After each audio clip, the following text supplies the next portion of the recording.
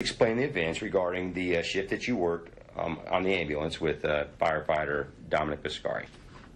I screamed at him to stop. He was going to get us killed. You're listening there to a whistleblower tell police about the driver in a deadly fire truck crash. It happened in Westport back in December of 2021, and it's been a continued focus of KCTV5 investigations. A young firefighter was speeding, ran a red light with lights and sirens on. 3 people died and a building partially collapsed. Tonight, you'll hear exclusive information about what the fire department knew before this crash. Here's investigative reporter Angie Riccono. This information has taken us months to uncover. We dug through police records and listened to recorded interviews as investigators asked questions about Dominic Biscarri's driving habits. Turns out Biscarri had crashed before. The first day after he was released off evaluation, he did in fact wreck an ambulance by turning illegally in the middle of an intersection. He pulled a U-turn. That's a co-worker turned whistleblower telling investigators Dominic Biscarri previously crashed an ambulance 17 months earlier. We've altered their voice to protect their identity. I know that he did it because I was the responding ambulance to get his patient. A KCPD accident report documents the crash. Biscarri needed to turn around and conducted a U-turn. It does not assess fault. We tracked down the driver of the other car who says he had a green light and tried to avoid the ambulance. He was eventually sent a check for the damage to his car. This crash is a short discussion. The main focus of the police interview is a scathing whistleblower email documenting a rough shift with Biscarri. The subject line is horrendous driving. Quote, what I experienced yesterday was not only dangerous to myself, but the citizens of KC also. It details speeding and the ambulance going airborne. It references a previous complaint from another coworker and people becoming ill in the ambulance due to rough driving. I was thrown from the bench seat into the floor in between the cot and the bench. We had to yell at him multiple times to take it easy, to slow down, because we were dealing with an intubated patient. He didn't really respond to us hollering. The co-worker never worked with Biscarri after that night. Their email made it clear. I went home in physical and mental pain. And he was going so fast that he was unable to see that the road dropped out. And he basically launched a 14,000-pound truck. Here's an 18-month timeline developed through audio records and police reports. The fatal crash took place in December of 2021. The ambulance crash was in July of 2020. The email warning of horrendous driving was in September of 2021, less than 3 months before the deadly Westport crash. And there's more. Police records obtained through a sunshine request reveals Biscarri crashed his personal vehicle into a police cruiser in the firehouse parking lot. That was after he crashed the ambulance and before the email.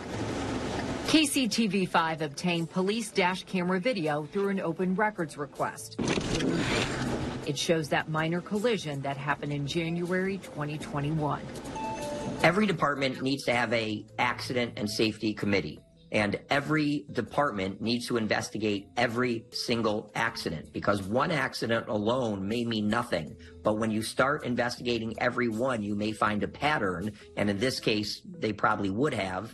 Attorney Brad Pinsky is a former fire chief based in New York. He's the author of several books on how departments should be managed, and he was named Training Officer of the Year by the International Association of Fire Chiefs. Anytime you have a concern about a driver's ability to drive safely and cautiously in an emergency vehicle, then you need to be reevaluating the ability of that driver. Pinsky says the email alone should have prompted KCFD to remove Biscarri as a driver on ambulances, let alone large fire trucks. You can easily accommodate moving somebody out of the driver's seat. That should have happened immediately. We need better policy and procedures. Biscarri's own attorney confirms to KCTV5 that never happened. He says no one even discussed the horrendous driving complaint with Biscarri. It's something the whistleblower suspected. Did he ever come to you or try to contact you after this, say, hey, why'd you rat me out or anything like that? No, so either one, he didn't get talked to, or B, he didn't care. Okay. KCTV5 has attempted to discuss what we learned with KCFD. We were told they can't comment because of ongoing litigation. The public information officer also refused to clarify if Biscarri was banned from driving an ambulance or fire truck after that deadly crash. He kept his job for another 13 months. Now, Biscarri's attorney tells us his client has not driven for KCFD. Biscarri has been fired by the city. He's fighting to get his old job back. Angie Racono, KCTV5 News. KCTV5's investigative team has uncovered new information about the driver in a deadly Westport crash. Dominic Biscarri was driving a fire truck in December of 2021 when he crashed and killed 3 people. We put together an 18-month timeline here that shows he was involved in several wrecks before that deadly crash. A warning about his driving skills was even sent to his supervisors. KCTV5 investigative reporter Angie Racono follows that email. The subject line was horrendous driving, and it lists in detail a rough shift with Dominic Biscarri. Audio from police interviews indicates very little was done when a co-worker became a whistleblower and warned Biscarri's driving was dangerous. This is a follow-up to an email that you wrote on some concerns on his driving habits. Is that correct? Yes. This is a whistleblower being interviewed by police. We have altered their voice to protect their identity. Police want to know more about this email. What I experienced yesterday was not only dangerous to myself, but the citizens of KC also.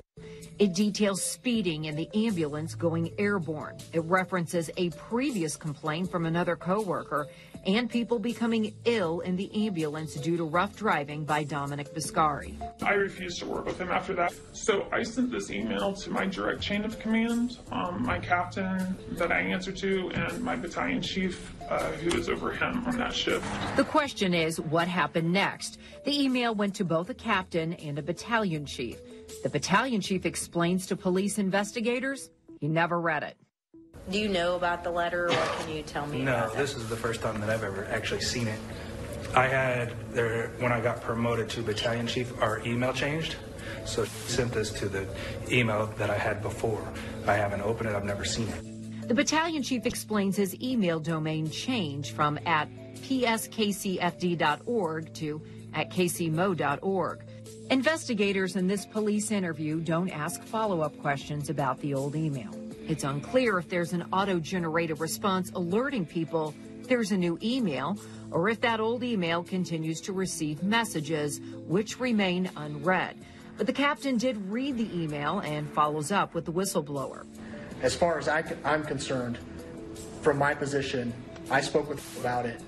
My direct supervisor was supposedly notified, and then, as far as I'm concerned, at that point, there was nothing else I could do within my scope. Okay. To do anything else.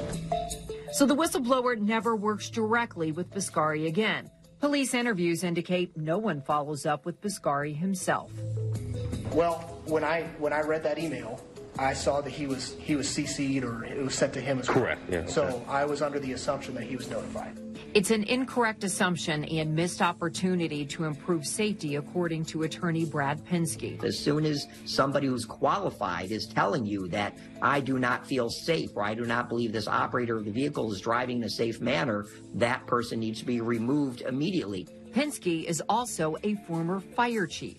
He's the author of several books on how departments should be managed, and he was named Training Officer of the Year by the International Association of Fire Chiefs. When somebody says, I don't feel safe, you don't move them to another vehicle. You address the safety issue. And now who's going to want to speak out on safety issues when you've essentially reprimanded somebody by moving them out of an ambulance to another vehicle? Nobody would want to speak out. An arbitrator awarded the victims' families more than $32 million in a civil lawsuit. That's way over the cap set in place, so it's still before the courts. The email you just heard about is part of that lawsuit.